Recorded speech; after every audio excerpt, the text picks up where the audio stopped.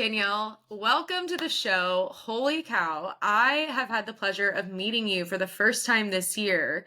And it's just been such a privilege to see you just in your light and in your energy, get to see you really just building this community, impacting women, changing their lives. And now we have you on the show to share a little bit of your own backstory and where you're going. And I'm just so excited to have you here. Thank you for having me on. Yeah, I'm very, very excited to be here. And I think right from the get-go with everything that I've done, I've always been passionate about helping people. And that particularly over the last few years being a female entrepreneur. So it's such an honor to meet you and some of the women entrepreneurs that you support as well via your agency and on the podcast. So yeah, I'm happy to be here. Oh my gosh, amazing. Okay, well, let's just jump into it because you have a very interesting background story. And I think that everyone really kind of knows you from what you've built, which is Bossbabe. But there's a whole level behind that that's led you to where you are today. Can you share kind of that up and coming story? Of course. And I think this is actually a story I'm really passionate about because I think a lot of people, particularly like the millennial generation, like grew up with like, oh, when you're asked what you want to do when you're older, you're like 14, you're 15, like, hey, what do you want to be when you're older? And first of all, the choice of career paths that most of us knew were like, okay, I could be a doctor, I could be a lawyer, I could be a policewoman, I could be a nurse, like all of these pieces. And what actually happens when you get into the workforce is there's a whole host of jobs that you didn't even know that like existed. And second of all, what happens is that sometimes you end up doing something that actually isn't your core passion. Like you follow a path that you chose when you were 16, 17, 18. And when you hit your mid 20s, you're like, you know what? This actually isn't what I want to be spending the rest of my life doing. Mhm. And I just want to be a voice for everyone listening because my story is about that and say, first of all, like that is okay. And change is good and change can be exciting and change can actually get you closer to where you want to be at that point in your life because we are ever changing beings. We are changing in our emotions. We are changing in our experiences. And those experiences actually create the next future for us. And so my career started out actually as a chiropractor. I've always loved helping people and I wanted to be a chiropractor. I went to chiropractic school and I graduated. Now at this point I will say I was not entrepreneurial at all. When I was at school, I was just like the kid that had like 4 jobs. I was like teaching dance. I was like working in a retail shop where I used to basically spend my salary before I left. um, I was doing babysitting, like I was doing running kids clubs in the summer, like I was doing all these pieces, but I never I was not the kid selling candy. I was not the kid of the lemonade stores. I was none of that. Um, but when I went into chiropractic, not only do you learn the skills to really help people in a health way, but lots of chiropractors are very entrepreneurial. Lots of them have their own businesses. And so it opened up an opportunity for me to be able to think about starting my own business. And Mm. so I would call it sheer naivety, but at the age of, I graduated when I was 21, at the age of like 23, 24, I could see that the clinic I was working in, I was like one of, actually I will toot my own horn. I was like the one of the best chiropractors there. And had a full roster all the time. And I was like, wait, like, why am I doing this for somebody else? I could do this for myself. And so I approached my boss at that time and said, hey, you have 5 clinics. I want to buy one. He's like in his 50s. I'm 23, 24. And he looked at me in utter shock. Wow. And my first lesson is like always say what you want and don't be afraid. Age is just a number. And I think Western Yeah. society is really obsessed with what you do at certain ages. And that actually can really pigeonhole you and put you in boxes. So I declared through naivety and just sheer, like, I want this, I'm going to say it. And he said, you know what, Danielle, you're too young right now, but come back next year. Mm. Anyway, I went back the next year. I was like, okay, fine enough. I'll like focus on my skill set. I'll become even better. I'll start learning the business side. I'll start asking more questions. And I went back the next year. And in that meantime, it actually got him thinking about selling his clinics. And he'd been approached by somebody else who wanted not just to buy one. I could only ever do one. I wanted to buy all 5. But he said to them, you will lose Danielle if you don't like offer her partnership. And so when they bought, they actually offered me a partnership for like 49, 51% partnership in that clinic. And then I went on to become one of the shareholders in the main group. It's the fastest primary healthcare brand growing in the UK at the time. And it was phenomenal. I absolutely loved it. But what I Wow. realized in doing that is I became more and more interested in the business side and less about the clinical side. Like I loved clinic, but I felt like I was trading time for money, and I knew there was a glass ceiling. I Mm. knew that if I was continuing to trade time for money in this way, even if I owned a certain percentage of this business and a certain percentage of the group, I wasn't actually going to achieve the financial aspirations and the freedom aspirations that I wanted to. And I share this because at that point, I felt really lonely. At this point in my career, I was out earning my parents. Like I was earning more than I'd ever seen my dad earn. I just came from like a, not I never came from a wealthy family, by the way. So like it wasn't like a really substantial amount, but I was earning more than I'd ever seen in my family earn. And yeah, I was still like, you know what? It wasn't about the material things that I could buy with the finances. It was about the thrill of being able to earn more each year and seeing that as a growth and being able to develop in that way. And so I started feeling like my development, was slowing down. And I felt like there was no one was really understanding what I wanted to do. I was surrounded by men and not really any women doing business side of stuff. And I was like, you know what? This kind of sucks. And there was one conversation that I had with the CEO of the group at that time. And I said to him, like, hey, I'm like really ambitious and I want to do X, Y, and Z here, there, and expand the clinics even more. And he said, Danielle, I'm really worried about your ambition. I'm really worried you're going to get hurt when you don't succeed. And I was just like, wait, what? And I thought to myself, fair enough, I was like 26 at this point. But I did think to myself, would he have said this as a 26-year-old guy? Right. No. And then I was like, I don't think he would have done exactly. Mhm. And I was like, you know what? This sucks. Like, this sucks that I've got and this is just speaking my opinion, I had no women businessmen, like mentor role models. Like, I didn't have it. And none of my friends were super smart, but they had gone into being lawyers, being doctors, being other chiropractors. No one was going in this entrepreneurial route that I went.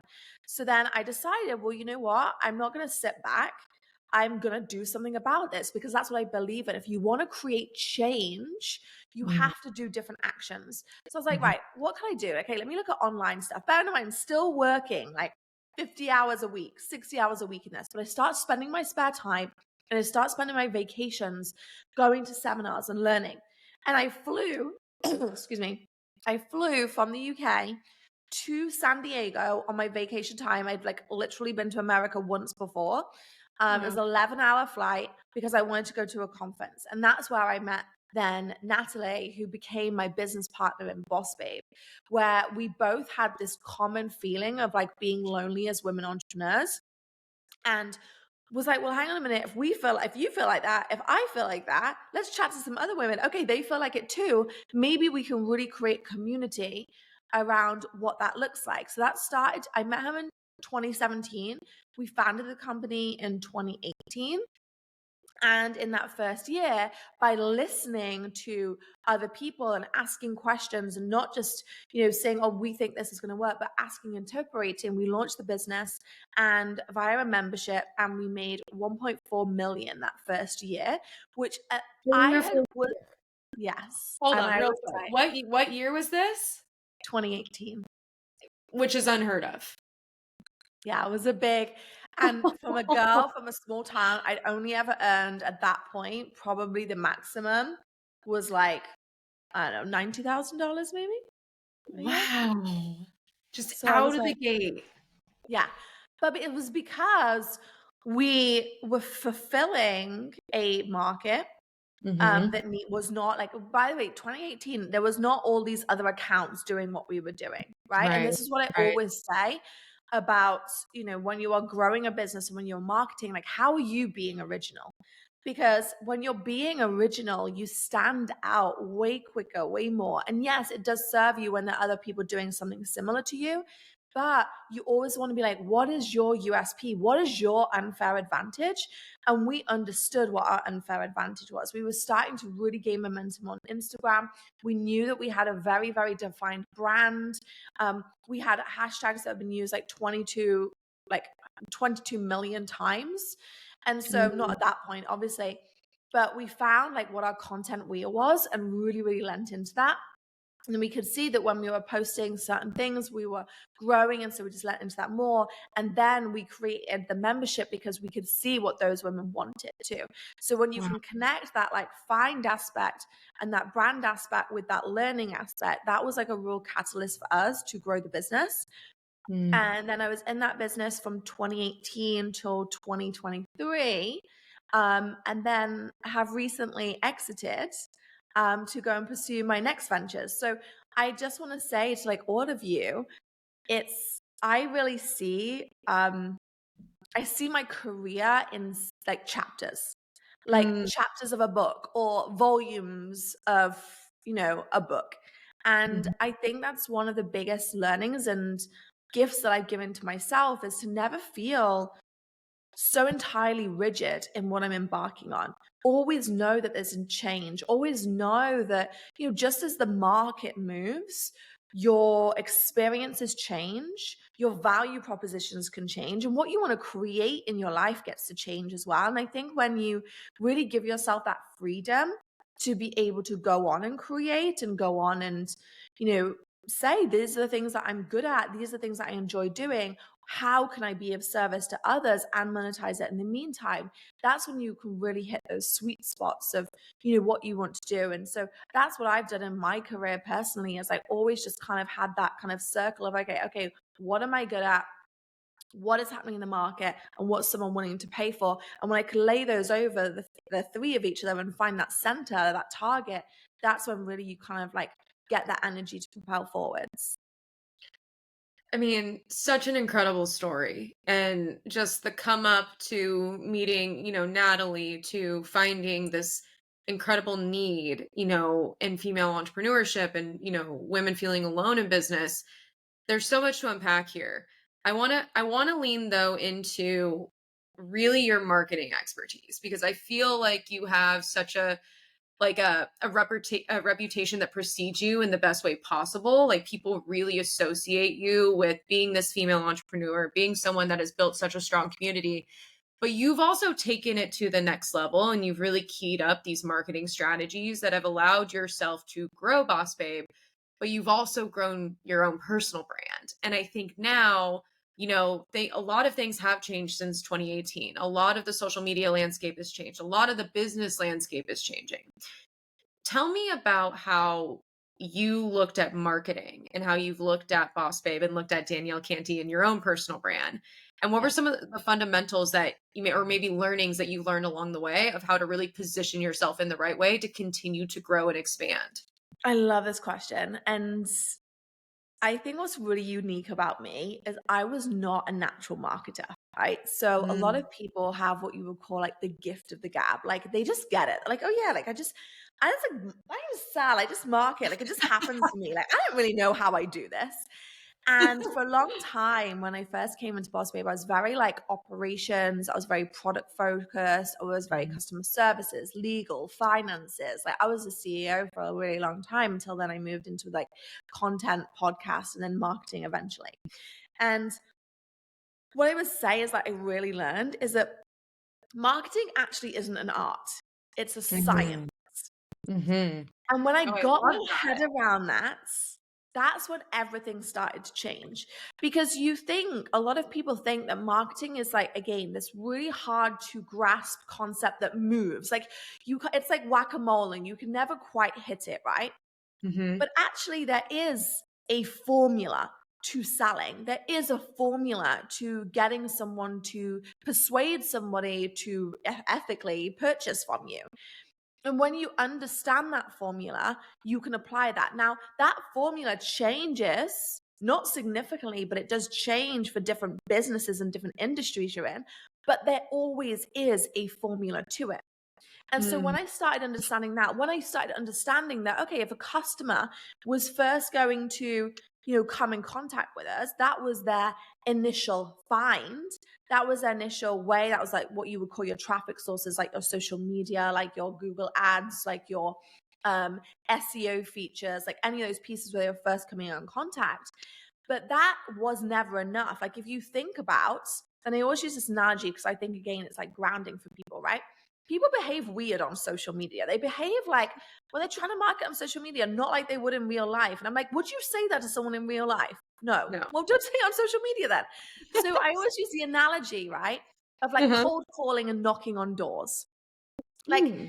if you were just like to knock on a door and be like, Mhm. hi, buy my product, please. Like someone's being like, no, No. goodbye, like shut the door, right? And Mhm. that's what I see people doing on social media a lot. They're just like cold knocking versus taking people through a story, knocking on the door and be like, hey, like, how are you today? I actually noticed that your windows, like, we probably won't reply to on this. I'm just like picking one out of thin air. Like your windows were like really dirty. I noticed that X, Y, and Z. They're probably blocking your light coming into your house a lot, which can give you these types of problems, right? If Mhm. you would like me to solve these problems, like I have this solution. Is that something you're interested in? Cool, amazing. And I just realized that a lot of people don't behave online like they do in real life. They don't see the correlation between the two, but when you point it out to them, they're like, oh yeah, of course I wouldn't be doing it in this way. And so when you start understanding a customer journey of taking someone through a find, taking them into a learning and know, like, and trust and how to do that, and understanding email marketing, understand email nurturing, and understanding omnipresence, and resurfacing them the same messages via pixeling. And I don't want to get too complicated right now because it can get complicated, but it's still a formula to it. Like Yeah. there is still a Right. natural formula to all of this. And so when you do that and you perform that and you have that with patience, and you're like, Mhm. oh yeah, like, you know what? I might not get that first door that I knock on, but I know out of the 100 doors that I'm knocking on, I'm going to get one of them. You'll keep knocking and you'll keep trying it and you'll keep perfecting what you use. So I really understood that, first of all. And then the one thing I'd say, because you're asking more around like the personal brand to, Yeah. having a business brand, I also really want to just say, I think it's really personal preference too. I think we're in this era Mm. where people think, right, just think about this for a second, right? Yeah. What you consume on social media is created by people who are good at content, okay? Yeah. So you are only seeing one set of people's geniuses. There is a whole other host of people who are amazing at business, amazing at marketing, amazing at selling, that aren't good at creating content, but you just don't see them on social media. And so I really want to blow this whole misconception that, okay, to be a good business person, you have to have a personal brand now. Or to be good in business, you have to have a personal brand. It is Yeah. absolutely BS, right? Because Oh. you don't. Yes, be like social media and your personal brand can be leveraged to grow a business. It can be leveraged because you've got an audience that know, like, and trust you. And if you find a product that matches their problems, amazing. You have got like a great catapult into a market and a business that could get off the ground particularly quickly, right? Mhm. But that isn't the only way to do business. And there are other ways to do business. You can build it like a brand, or you can do B2B, or you can do it via other avenues where you're not actually building. Like, think how many products do we know who, yes, like we are in the era where the Kardashians have put their faces on a lot of products, but there's so many other products that I buy that I don't Yeah. know who own them. Like, I'm just thinking blatantly, like, her gum. I see this at Whole Foods all the time. I buy it. I don't know who owns it. It's not a personal brand. And Yeah. so allowing people to really realize that I having a personal brand is a genuine choice. And if you Mm. don't want to have a personal brand, if you don't want to be speaking, if you don't want to be showing up on social media, if you don't want to be doing X, Y, and Z, then don't. Because you Mhm. will be miserable and you won't be good at it. But Oh. so go and focus your efforts. You can still be an amazing business owner. You can still have a thriving multi-million, billion-dollar company. I am so fortunate now. I get in rooms and circles with people who have built literally billion-dollar companies. Mm. Some of them don't even have social media accounts. Some of them actually try to have their name completely off Google because they don't want to be targeted. Like, you don't even know who they are. So like I just want to share like that we are in this like place right now where we only see one side of what really happens in business, and that is the people who are good at content creating. And there is a Mm. whole other side of people that don't, and either get people to do it with them with their business or have different efforts and different marketing tactics that they are utilizing to make money. So that for me is like a really big message. Like, yes, I've built my personal brand. Mhm. Um, and I've done that over the last probably year or so, particularly. But it isn't the only way to do business. And I just want to be like a life jacket for those who feel like, oh my God, I'm no good at business because I can't do a personal brand and I can't do social media. There's so many other aspects to marketing that are not about you, putting your face to camera on there and selling directly. I feel like that is such a breath of fresh air. And I think, my next couple of questions for you are actually about how this landscape is changing, right? Because I do want to dive into what we're seeing with communities, what we're seeing with membership programs and things like that. But I could not agree more with you. And I think that there's what you said, and this is something where I don't feel like a lot of people have ever, I actually, in fact, I've never even heard someone say this, is that when you look at social media, it's the creators, it's the people that go to there that are really good at creating. It's their job. And social media is already such a highlight reel that I think that, again, as women entrepreneurs or other entrepreneurs or whoever you are, it it does sit in the back of your mind of like, I have to be another thing. I have to show up and do something. And again, the more and more I learn about entrepreneurship, the more and more I learn about where I'm best seated in different businesses.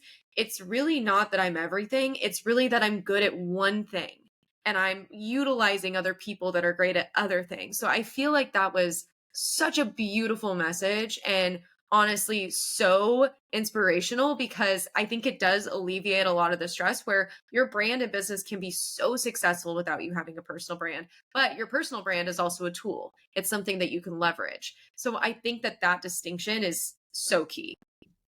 Yeah, well, and just seeing it like that, yeah, like absolutely you can leverage it.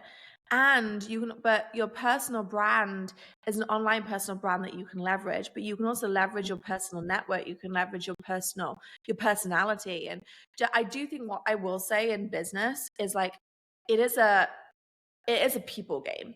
Just like you're saying, Mhm. yeah, like if you can't do something, you have to motivate and inspire people to help you get to where you want to go. And likewise, when you're doing business, if you don't have a personal brand where again you're connecting with everybody on a daily basis, maybe on social media, you still have to go out and network and build relationships. Is like business is built on relationships. And I also think Yeah, that's really important. Like you can't building a business is not about being in a silo. Like building a business is about forming connections with people. So even if you don't know how to do that on social media, it is important that you know how to do that in another form or another pattern to achieve those things. absolutely. So I want to move us into this other direction. So, again, I and this is kind of a hot topic, maybe it's a hot take, but I feel like we're seeing so much of social media changing. And I think we're seeing so much of all these different things come to light. There's all these different membership programs. We're seeing kind of like the new rebirth of coaching. Like, I feel like we're just seeing a lot of changes. What are you seeing from where you're seated, being that you've grown so many businesses, you've been a part so many things, you've grown your own community. What do you think's coming next? Like what trends are you seeing or what do you think's just on the horizon for social media? I think two things predominantly. I think we're in continuing to be in the Mhm. years of authenticity.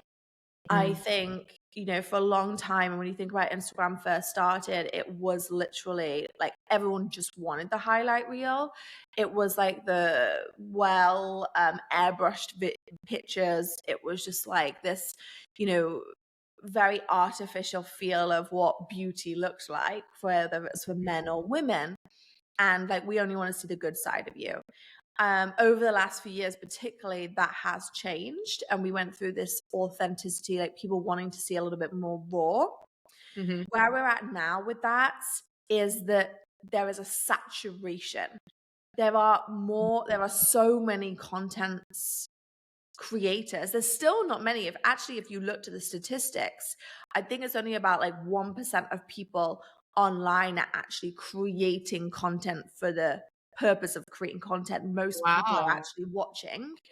But it feels, I would say that's probably climbed. That's like a, like a year-old statistic. I would say it's probably climbed in this Mhm. last year.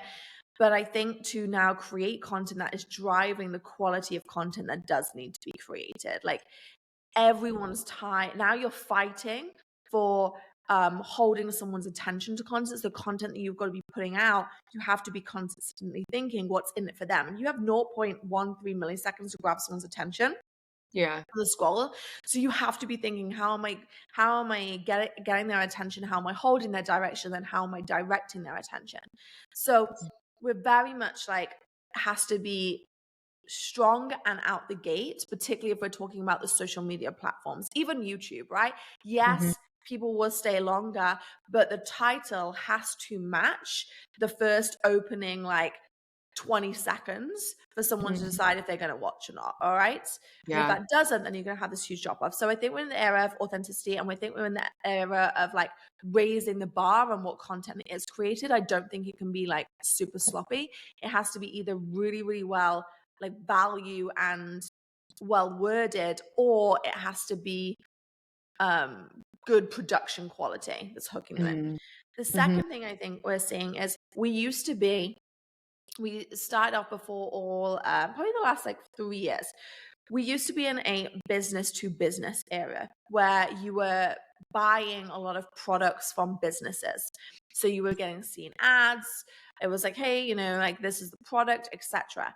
Now what I feel is we are in a um more of a community era, Mhm. which is where people are buying from, either they're part of communities. So they're either part of an influencers Yeah. community and they're buying like what they're seeing, or they're part of, like, say, a branded community, but the brand is using UCG to help sell pieces. So we're now buying more in communities than we Mhm. were because we're buying because we're like loyal to a brand. We're more loyal to a community, a value system, Mhm. than we are to a product. So anyone who's creating businesses now, I think it's really important to have like a value system on what your business stands for.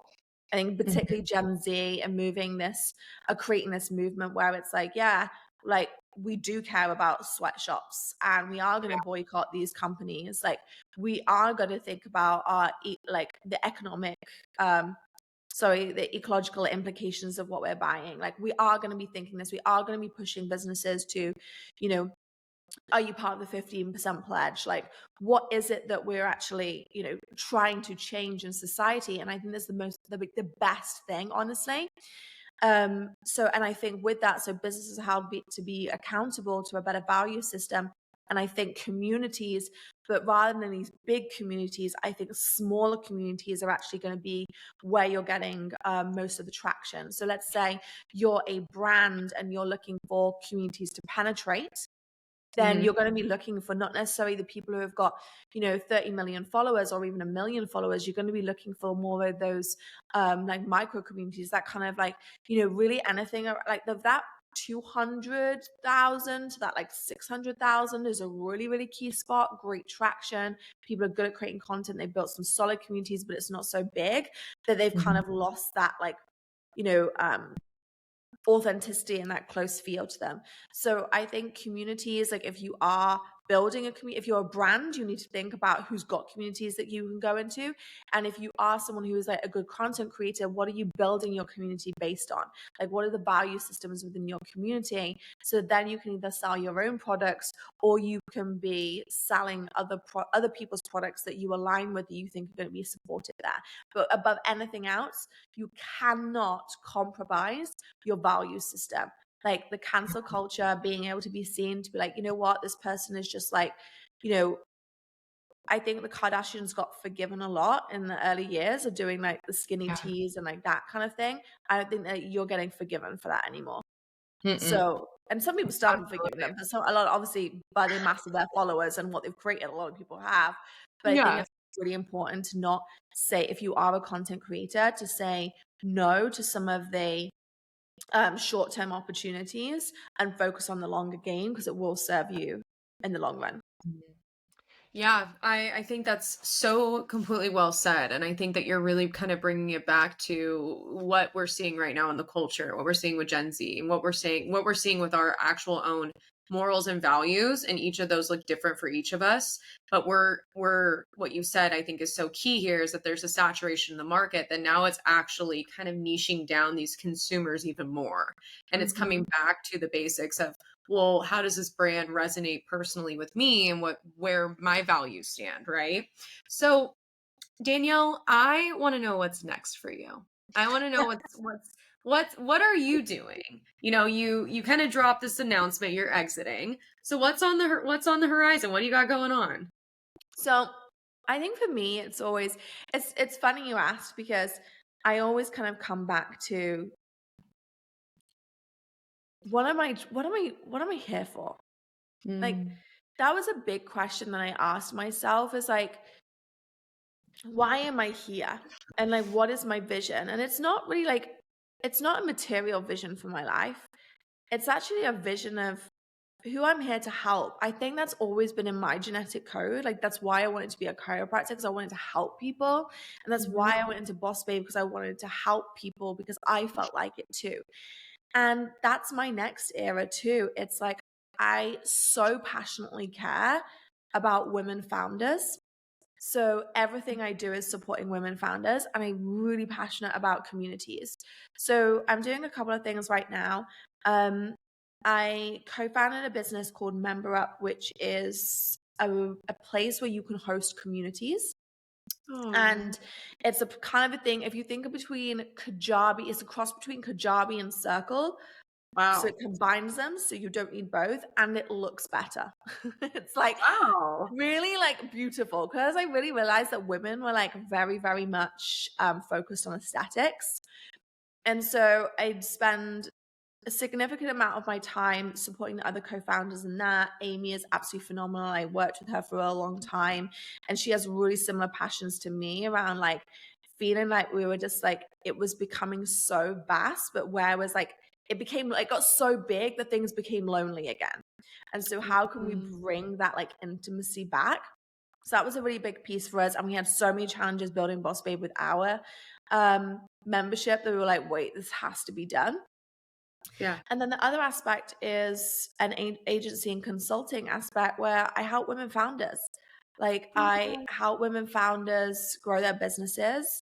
I allow them to see other marketing opportunities that are right in front of them. But when you are so close in your business, you Mhm. cannot sometimes see it yourself. And I think there's so much to be said for being able to like hold space for someone. Like if you are building a business, and this is Mhm. the other thing that really, really annoys me on social media right now. If you're building a business, it takes more than 2 hours a week, right? And Oh, there's yeah. nothing wrong with it taking more than 2 hours a week. There's this Yeah. whole thing like, oh, I just click my fingers and I have a multi-million dollar business. And then a Oh. lot of people are left thinking like, wait, am I the only one that's like crying myself to sleep sometimes at night or feeling like the pressure or feeling anxiety or feeling like I don't know what I'm doing at times. I have imposter syndrome. And so just really being a voice of that, like, no, like you're not alone and this is actually the normal reality of stuff. Like ignore the highlight Yeah. reel. Like this is Yeah. actually what people are feeling right now and that is okay. Like that is okay that you feel like that because you get to pick your hard, but it's also hard working for someone and it's hard for earning a business. It's hard 1,000%. communicating with someone, it's hard not to communicate with someone. Like it's not about picking your hard. And so I just wanted to be like a safe place where if people are having challenges, like marketing is so key. Yes, there's Mhm. loads of stuff that you can do on the operations side to save money, but actually like if you can focus on like growing your revenue and having someone that can bring market leading ideas or is getting behind other people's businesses and can make sure that you're moving in those directions. Like I realized I was really well positioned in place, like having grown multiple multiple million dollar companies really at this point. And so I was like, you know what? Like, let me just share some of that knowledge with people because we are going to be in an economic change right now. The economic Mhm. climate is shifted and Yeah. you have to be pivoting. Yeah.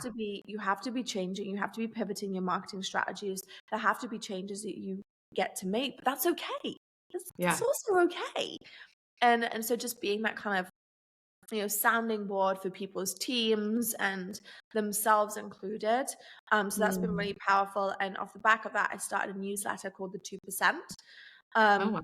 which is a specific marketing newsletter for women who are have their businesses, are scaling them into 7 figures and beyond. And I just put a lot of free content in there because I was like, you know what? Like there's a lot of knowledge that I can share and like let me help people so that they don't have to troll the internet. They don't have to spend hours and hours trying to understand strategies and all these pieces. I can put it in a place. Like I can literally put it in a place.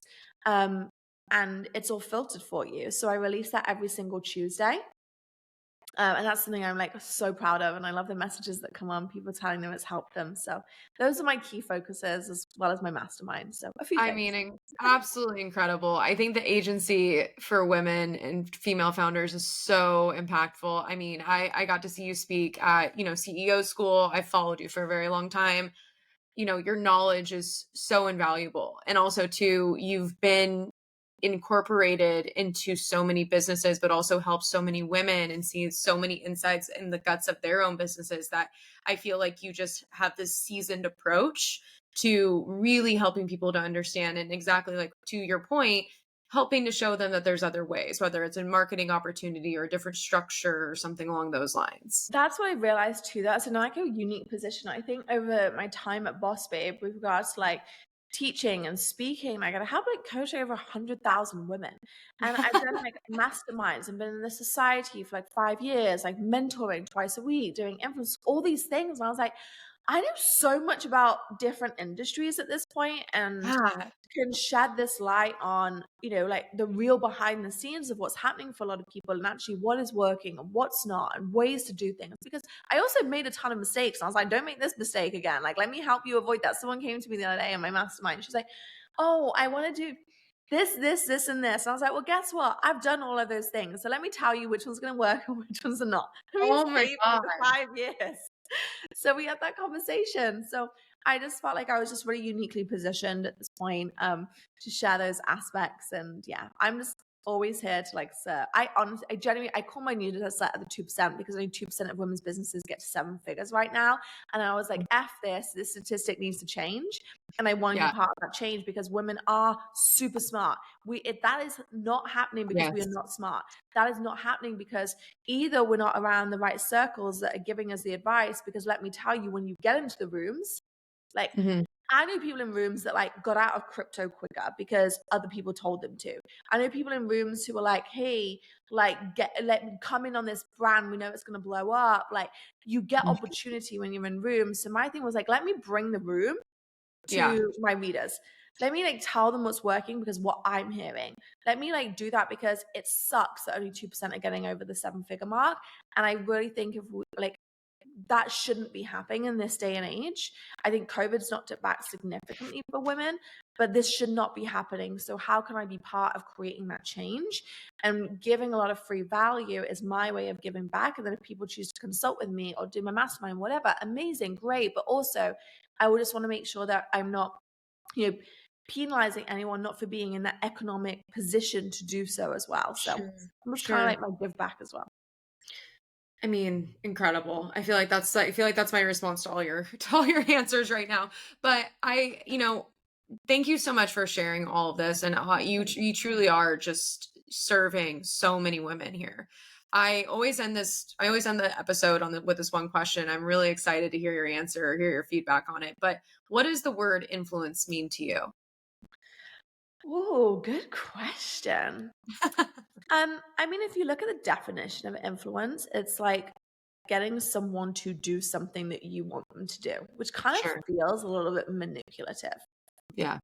Um, I like to use my influence to inspire people via my story and share there is nothing unique about me. I am not special. I am Mhm. not sat over here on like a golden pedestal. Like I'm just like you. And I just figured out a way to keep going when things got tough and to keep pivoting when things were hard and to create momentum and resilience through it all.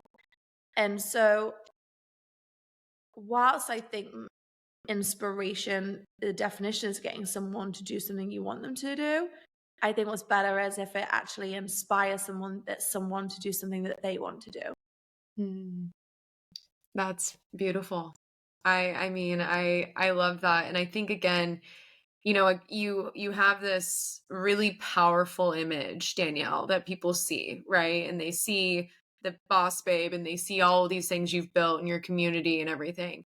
And even from when I met you and even throughout this episode, you have this genuine heart and just such a beautiful calling to impact people's lives. And I feel like that has just been so truly seen just by the words you've shared today. So I want to thank you so much for coming on the show and just being such a Mm. light and just opening up and sharing all the things. Where can everyone find you? Please drop all the plugs, all the handles. Let's tell us how we can sign up for the newsletter. Give us all the things. Oh my goodness. Well, first of all, I'm probably most active on Instagram, which is just Danielle Canty. You can find me there. And then I have my newsletter is at Danielle-canty.com/newsletter. But also if you come to Instagram, you can find it on my link in bio there too. And then if anyone's interested in consulting or masterminding, just DM me. It's always me in my DMs. Like I never have team in there because I just like to keep, I don't know. I feel like the relationship's much easier. I like to be on the ground, understanding what people are going through. So yeah, Yeah. probably just Instagram. Come find me there, and hopefully, like I say, Whitney, you can put a link to the newsletter sign up here too. Yeah, anyone's looking for any marketing knowledge, just goes out every Tuesday. So Beautiful. We'll definitely link the newsletter in the show notes along with all of Danielle's social handles and where you guys can find her. Danielle, thank you so much for going under the influence with us. It's been an absolute pleasure. this was so fun. Thanks for having me.